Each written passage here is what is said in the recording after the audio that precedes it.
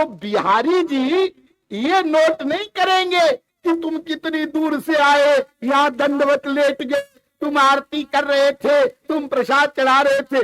ये बिहारी जी नोट नहीं करेंगे। बिहारी जी के सामने खड़े खड़े तुम क्या सोच रहे थे ये नोट करेंगे, ये लिखा जाएगा। और यही कारण है कि हम लोग जाते हैं भगवान के दर्शन करने, जाते हैं मंदिरों में, जाते हैं तीर्थों में और मार्चिंग करके लौट आते हैं। भीतर से फीलिंग होती है कुछ मिला नहीं, कुछ हुआ नहीं।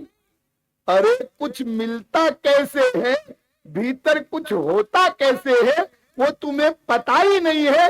तुम तो मार्चिंग करने गए थे। तीर्थ क्या होता है तुम्हें पता ही नहीं है, मंदिर क्या होता है तुम्हें पता ही नहीं है। मंदिर में जाकर के क्या फीलिंग की जाती है, क्या भावना बनाई जाती है, ये तुम्हें पता ही नहीं, इसलिए लाभ नहीं मिलता। और इसलिए भोले भाले लोग बोल पड़ते हैं, क्या धरा है जी तीर्थों में, क्या धरा है जी मंदिरों में, क्या धरा है जी सत्संग में।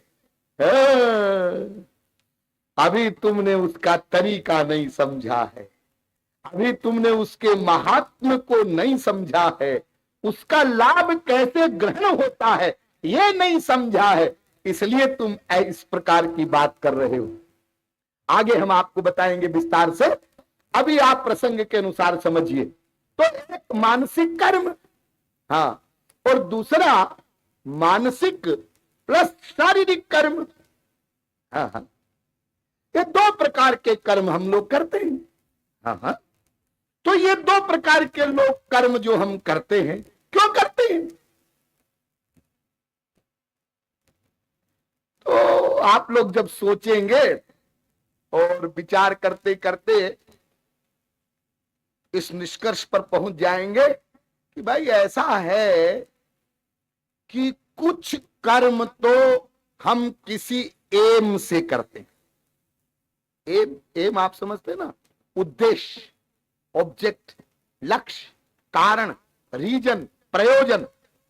हाँ, और बहुत सारे कर्म ऐसे होते हैं वो ऐसे ही करते हैं, कोई कारण नहीं उसका।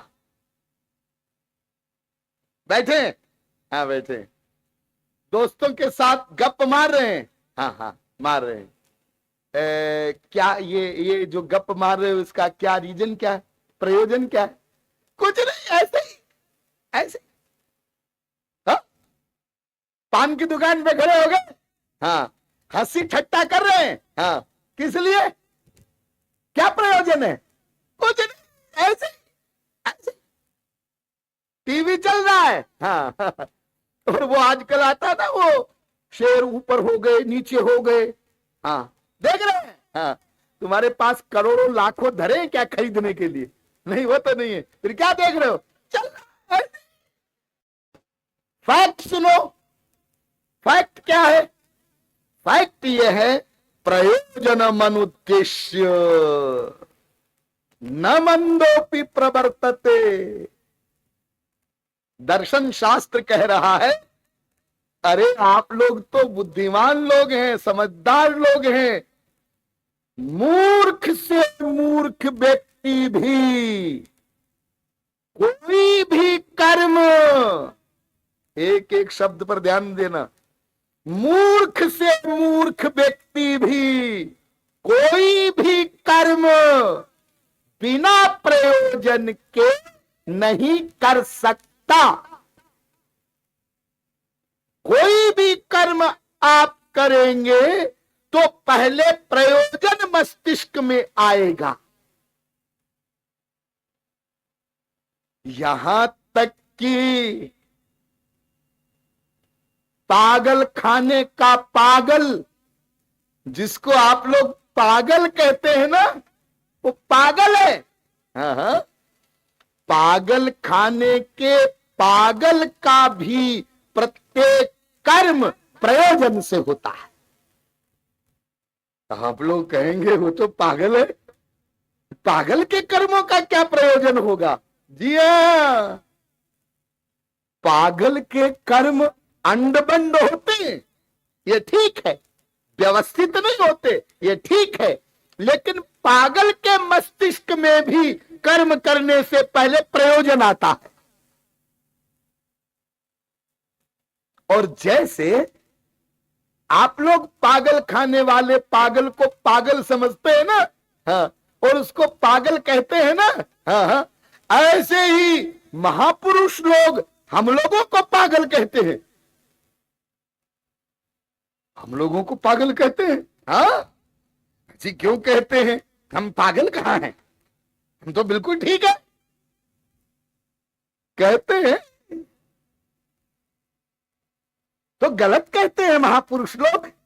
अरे भाई, पहले जरा उनसे पूछ तो लो भाई कि आप लोग हमको पागल क्यों कहते हैं?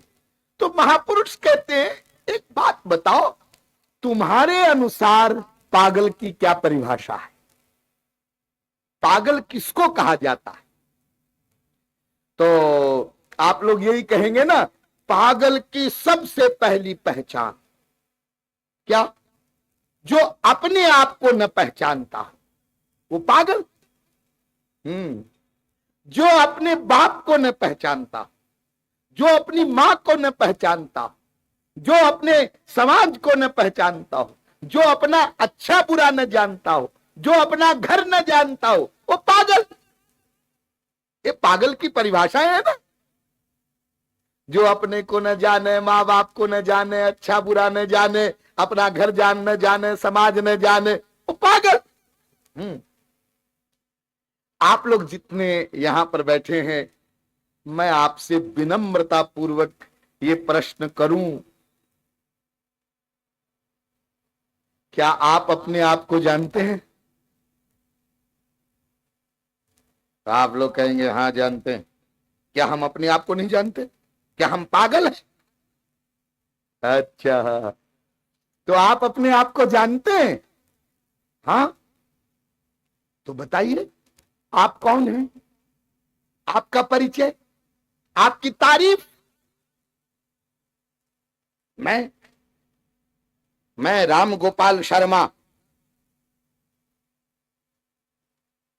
राम गोपाल शर्मा ये आपका नाम है, आपका नाम। मैंने नाम नहीं पूछा, मैं पूछ रहा हूं आप कौन हैं? अपना परिचय दो, नाम नहीं। हाँ हाँ हाँ, ये तो मेरा नाम है, मेरा नाम।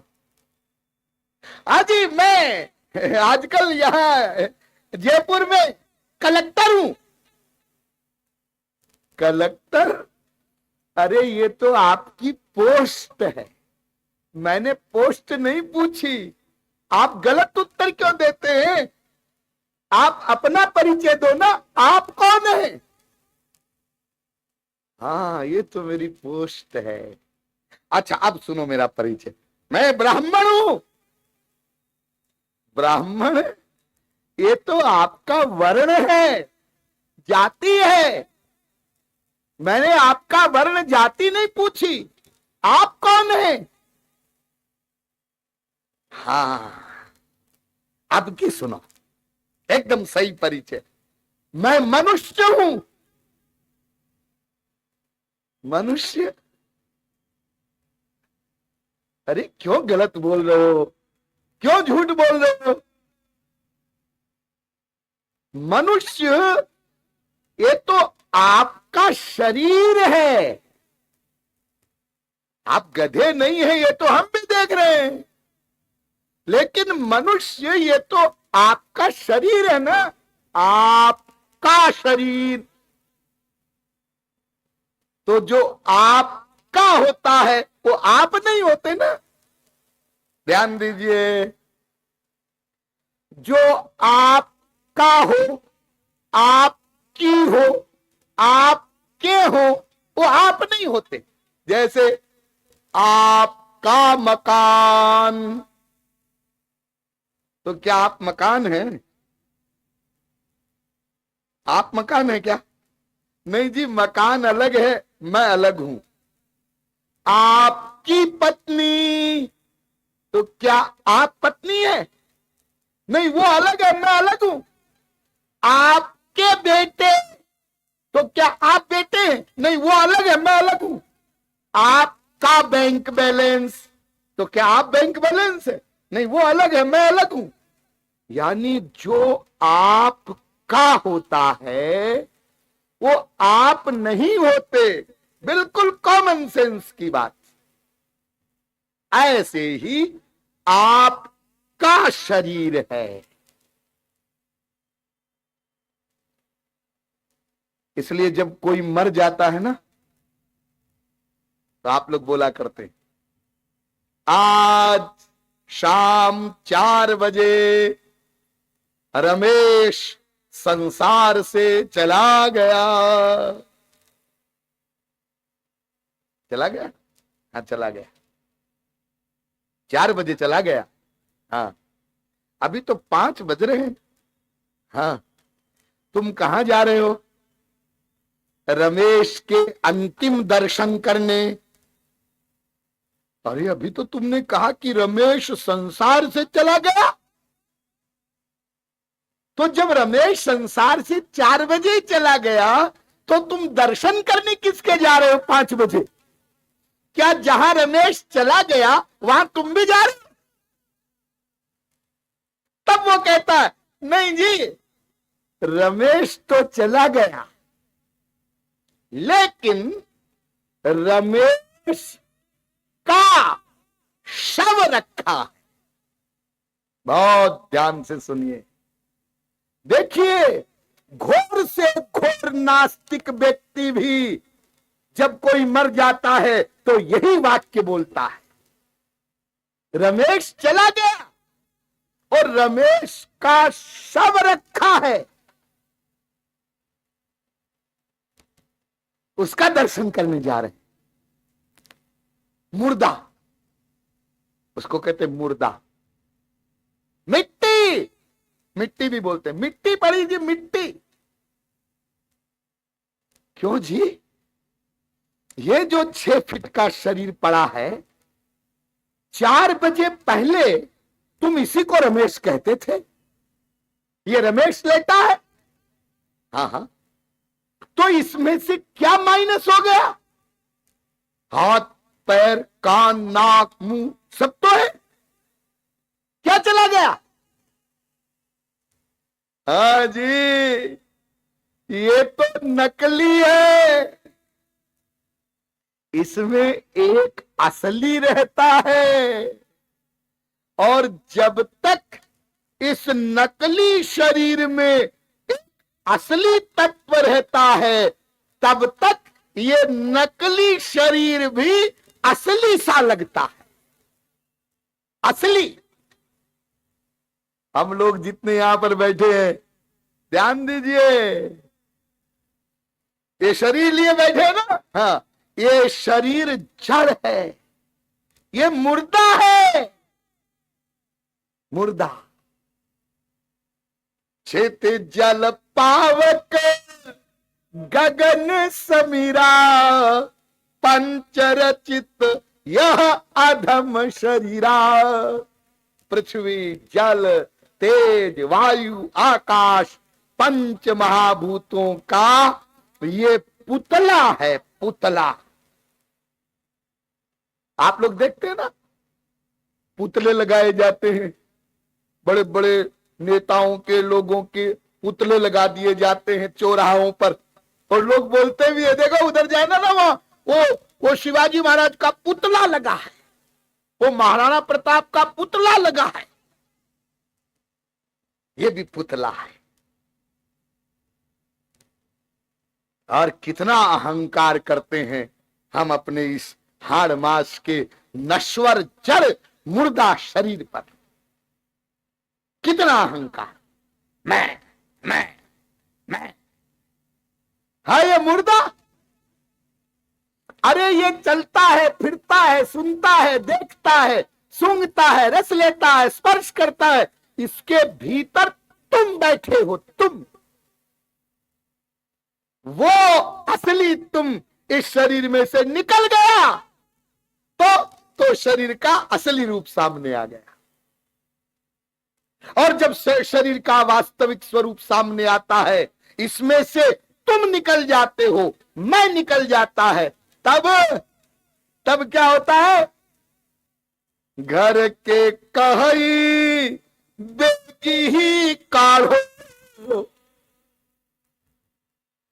और भूत भय को खई है, जा दिन मन पंछी उड़ गई है।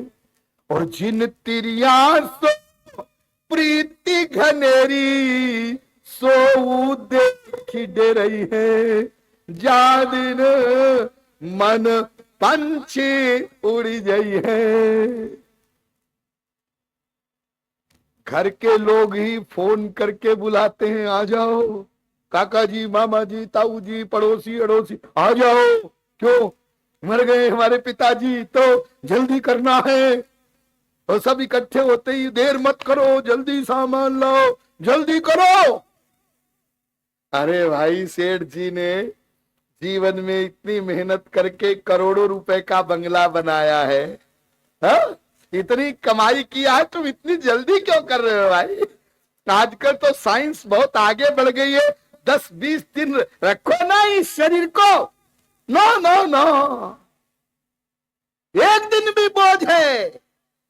ये शरीर गलेगा, सड़ेगा, बदबू करेगा, कीड़े पड़ जाएंगे, बीमारी फैलेगी। आज ही हो सके तो आज ही। तो बड़ा प्यार का दावा करने वाली, जो हमारे संसार में एक प्रसिद्ध नाता है स्त्री पति का, साथ जिएंगे साथ मरेंगे। हा? वो धर्म पत्नी उस कमरे में जाने से डरती है जिसमें शव रखा है, डर लगता है। अरे क्यों डर रहे हो भाई? जब जीते जी तुम्हारा कुछ नहीं बिगाड़ सका वो बेचारा अब तो मर गया है, क्या बिगाड़ेगा?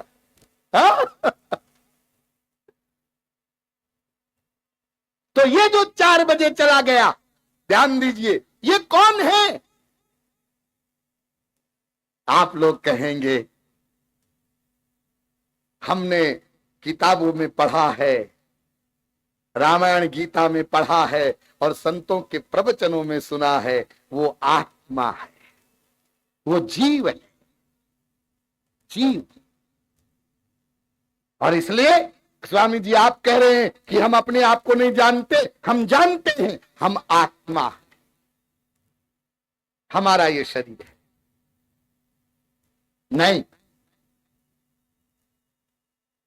केवल ये वाक्य बोल देना कि मैं आत्मा हूं, मैं शरीर नहीं हूं, इससे आत्मा का ज्ञान नहीं होता तुमको। क्या आपको ये रियलाइजेशन है कि आप आत्मा हैं? आत्मा का स्वरूप क्या है? क्या इसका बोध है? बिल्कुल ईमानदारी से अकेले में बैठ करके आज चिंतन करना और सोचना, मैं कौन, मैं कौन हूं?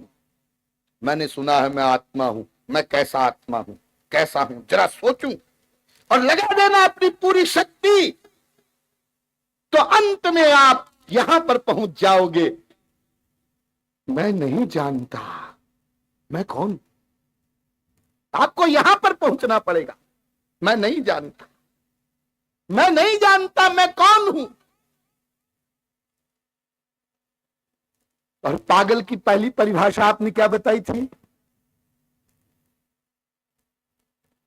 जो अपने आप को नहीं जानता है वो पागल। और ईमानदारी से जब हम विचार करते हैं तब हमको ये बोलना पड़ेगा, मैं अपने आप को नहीं जानता, मैं पहले कहां था और कहां से आया हूं और मैं क्या हूं और आगे कहां जाऊंगा, मुझे कुछ नहीं पता। हाँ, तो तुम्हें अपना पता नहीं है, अभी तुम अपना पता नहीं जानते, अपने आप को नहीं जानते हो और ज्ञान का कितना बड़ा अभिमान रखते हो।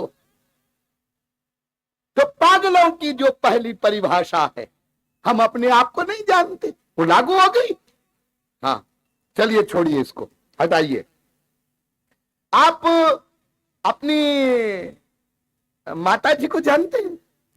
माता जी, हाँ हाँ हाँ बिल्कुल, अमुक अमुक श्रीमती ए मेरी माता जी हैं। अच्छा, आप अपने पिताजी को जानते हैं? हाँ हाँ, अमुक अमुक श्रीमान मेरे पूज्य पिताजी हैं। अच्छा, आप अपना घर जानते हैं? हाँ हाँ, अमुक अमुक ओ बनी पार्क में वो जो बड़ा सा बंगला है पीले कलर का, वो हमारा घर है। अच्छा, आप अपना अच्छा बुरा जानते हैं? अच्छा बुरा, हाँ हाँ बिल्कुल जानते हैं, जिसमें हमारी अच्छाई हो भलाई हो वही हम करते हैं। आपके सारे उत्तर गलत हैं, एक भी उत्तर सही नहीं है। कैसे? वेद पढ़ो, वेद कहता है दिव्यो देव एको नारायणो ही माता पिता भ्राता निवासः शरणम सुहृत् गतिः गतिर्भर्ता प्रभु साक्षी निवासः शरणम सुहृत्।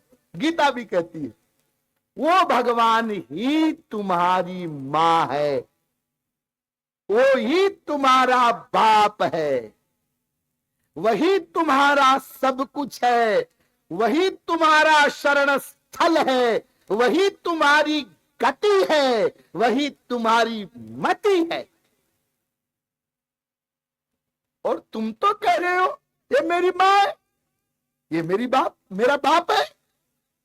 अरे ये तुम्हारे माँ बाप नहीं है, तो ये तुम्हारे शरीर के माँ बाप हैं, उसके निमित्त बने हैं, तुम्हारे नहीं। तुम तो भगवान के पुत्र हो, तुम्हारे सारे नाते उनसे हैं। और ये जो शरीर वाला संबंध है, माता पिता स्त्री पति बाप बेटा भाई बहन, ये सब, ये तो हर जन्म में बदलता है, ये तो चेंज होता है। आप लोग जितने यहां बैठे हैं, आपसे पूछा जाए यदि पिछले जन्म में तुम्हारी मां कौन थी, याद है? बाप कौन था, याद है? नहीं जी, तो कोई याद नहीं है। उसके पिछले जन्म में तुम्हारे माँ बाप कौन थे? उसके पिछले जन्म में कौन थे? कोई तो थे। हाँ थे, तो क्या आपको कोई याद है ना? महाभारत में बड़ा सुंदर प्रसंग है कि जब महाभारत समाप्त हो गया और कौरव मारे गए, पांडवों का, युधिष्ठिर जी महाराज का राज्याभिषेक हो गया, तो एक दिन भगवान श्री कृष्ण के समीप धृतराष्ट्र गांधारी आदि सब बैठे थे। तो धृतराष्ट्र ने भगवान श्री कृष्ण से प्रश्न किया कि महाराज, मैंने ऐसे कौन से पाप किए थे कि आज ये दिन देखना पड़ा कि मेरे बेटे पोते सब मर गए और मैं जिंदा हूं? तो कौन सा पाप किया मैंने? भगवान श्री कृष्ण बोले, याद करो, याद करो। धृतराष्ट्र ने कहा कि मैंने अच्छे से स्मरण किया, चिंतन किया, मैंने इस जीवन में कोई ऐसा पाप नहीं किया। अच्छा, तो भगवान श्री कृष्ण ने कहा, इसी जीवन का हिसाब किताब नहीं होता है, पिछले जन्म में आपने ऐसा कोई पाप किया होगा। तो धृतराष्ट्र को पिछला जन्म भी याद था। धृतराष्ट्र ने कहा, ना, पिछले जन्म में भी मैंने ऐसा कोई पाप नहीं किया।